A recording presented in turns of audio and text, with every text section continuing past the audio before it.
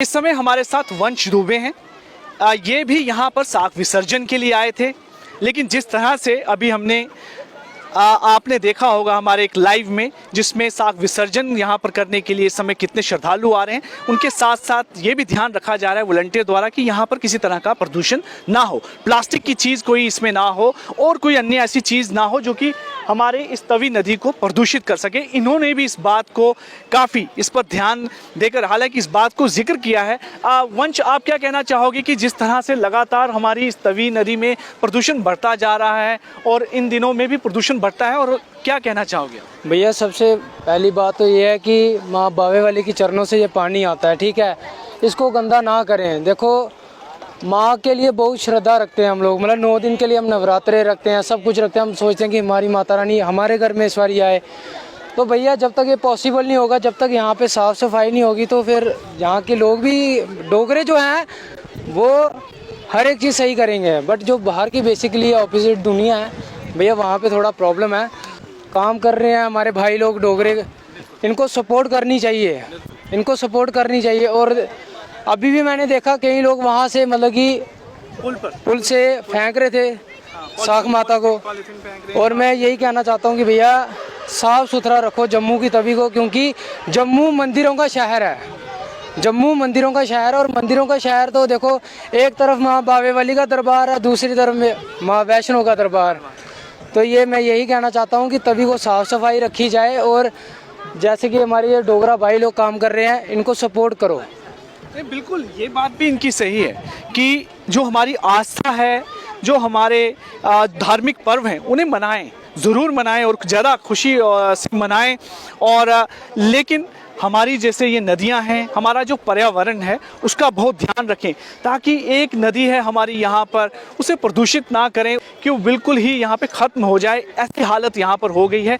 इसको लेकर जितनी भी यहाँ पर NGOs हैं और क्लाइमेट से जुड़ी हुई जो ऑर्गेनाइजेशन है वो काम कर रही हैं, लेकिन आज के युवाओं को जुड़ना पड़ेगा। जैसे ये वंश दुबे, ये यहाँ पर सिर्फ साख विसर्जन के लिए आए थे, लेकिन इन्होंने भी इस बात का देखा और इस बात को समझा कि सही में ये बहुत ज़रूरी है कि हमें यहाँ पर सफाई रखने की ज़रूरत है। अभी पानी को देखकर ये भी परेशान हो रहे थे कि कितनी गंदी जो है इस समय यहाँ पे गंदगी डाल दी गई है।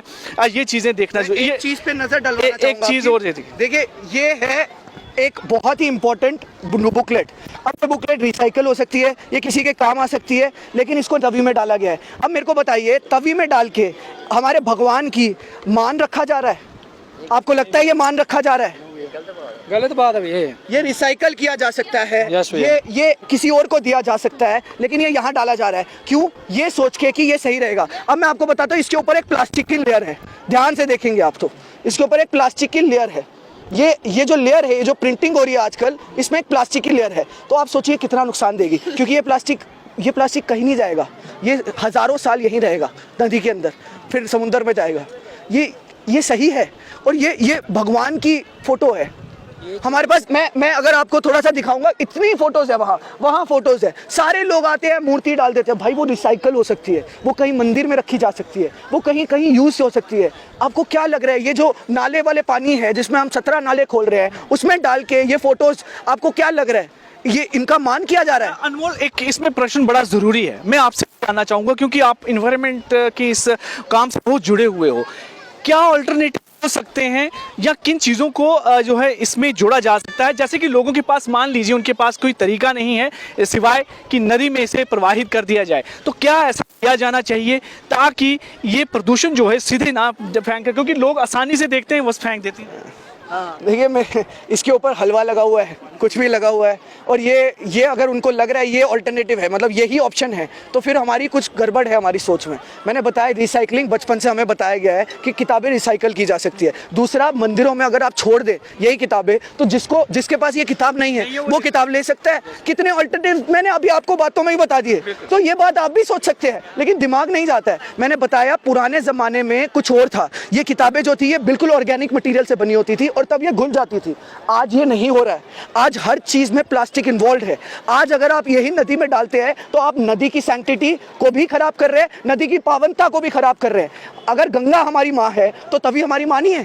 तभी तो माँ हमारी बावे वाली माँ है। देखो बावे वाली माँ के आगे हर एक आता है, रोता हुआ आएगा, हंसता हुआ वापस जाएगा। जबकि यहाँ कई लोग ऐसे हैं भगवान को नहीं मानते हैं, और कई लोग ऐसे कि गंदगी फैलाई हुई है हर एक जगह। हम यही चाहते हैं कि इनको सपोर्ट करें पूरी तरह। ये जो हमारे भाई हैं, पूरी टीम इनकी है, उनको सपोर्ट करें। बिल्कुल सब में मैं जागरूकता सबको जागना चाहिए जागरूकता सब में होनी चाहिए, और आज ही वो मौका भी है ताकि यहाँ पे जितने भी लोग आए हैं वो कुछ सीख के जाएं और नया जो है आगे इसको आगे जागरूकता फैलाने में मदद करें। बहुत ज़रूरी है, इस नदी को बचाना बहुत ज़रूरी है। आपके आस्था जुड़ी है, ज़रूर आप यहाँ पर आएँ, प्रवाहित करें, लेकिन ऐसी कोई चीज़ भी ना फेंकें जिससे कि इस नदी में प्रदूषण हो, और कहीं ना कहीं ये हम पर ही जो है इसका इम्पैक्ट होगा।